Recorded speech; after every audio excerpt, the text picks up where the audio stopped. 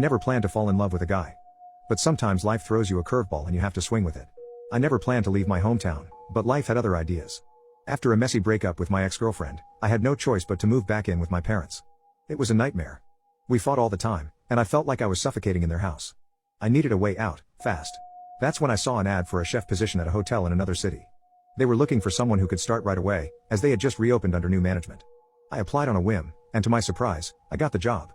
I packed my bags and moved in October, hoping for a fresh start. But it wasn't easy to adjust to a new place. The town was small and close-knit, and everyone seemed to know each other. I felt like an outsider, and I didn't make any friends at first. The only thing that kept me busy was working on the house that I bought. It was a fixer-upper, but it was cheap and had potential. My boss knew the previous owners and helped me get a good deal. It was a big commitment, but it also gave me something to look forward to. Then, in May, everything changed. I met Eric at the pharmacy, where we were both waiting in line for social distancing. He struck up a conversation with me, and I learned that he was a teacher at the local school. He invited me to a barbecue with his friends, and I agreed, thinking it would be nice to meet some new people. I was nervous at first, but Eric and his friends were very welcoming and friendly. They made me feel like I belonged there. After that, Eric and I started hanging out more often. We had a lot in common, and he was easy to talk to.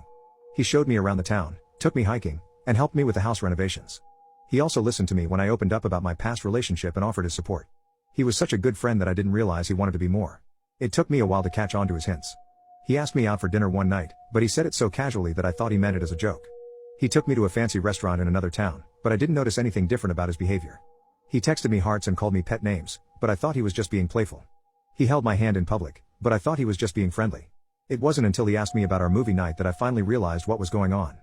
He wanted to be my boyfriend. And suddenly, everything made sense. I had never considered myself anything other than straight before. But when I thought about Eric, I felt something different. Something more than friendship. Something that made me happy and excited and nervous all at once. He was cute, kind and funny. He had the same taste in music and movies as me. He made me laugh and smile and feel good about myself. He was everything I wanted in a partner. But he was also a guy. I didn't know how to deal with that. I grew up in a conservative family and community, where being gay was not accepted or talked about. I had always dated girls, even though I never felt a strong connection with any of them. I had never questioned my sexuality before. But now I had to face it. I decided to be honest with Eric and tell him how I felt. I invited him over for dinner and movie night, but before we started watching anything, I told him that I liked him too, but that this was new for me and that I hoped he understood. He did understand. He told me that he had been attracted to me since the first time we met at the pharmacy, but that he was afraid to make a move because he didn't know how I would react. He said that he had come out as gay only a year ago, after struggling with his identity for a long time. He said that he hadn't dated much since then, because there weren't many options in this town. He also told me that he had been dropping hints for weeks, hoping that I would pick up on them and reciprocate his feelings. He said that his friends had encouraged him to ask me out for dinner, which was a big step for him. He said that he was nervous the whole time, which explained why he seemed so formal. He laughed when I told him that I didn't realize we were dating until he held my hand in public. He said that he thought I was flirting back with him all along, and that he was surprised by how bold I was being. He listed some of the things we had done together that seemed romantic to him: cooking for each other, cuddling on the couch, sharing personal stories, complimenting each other, kissing each other on the cheek. He was right. We had done all those things. And I had enjoyed them. A lot. But I had never thought of them as anything more than friendly gestures. I had never thought of him as anything more than a friend. Until now. We talked for hours, and we realized that we had a lot in common.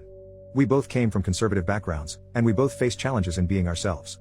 We both wanted to be happy and loved, and we both found that in each other. We decided to give our relationship a chance, but to take it slow. We also agreed to keep it low-key for now, until we were ready to tell our friends and families. We knew it wouldn't be easy, especially in this town, where rumors spread fast and people judge quickly. But we also knew it was worth it. Because we had found something special. Something that made us feel alive. Something that made us feel like ourselves. So I guess I have a boyfriend now. And I couldn't be happier.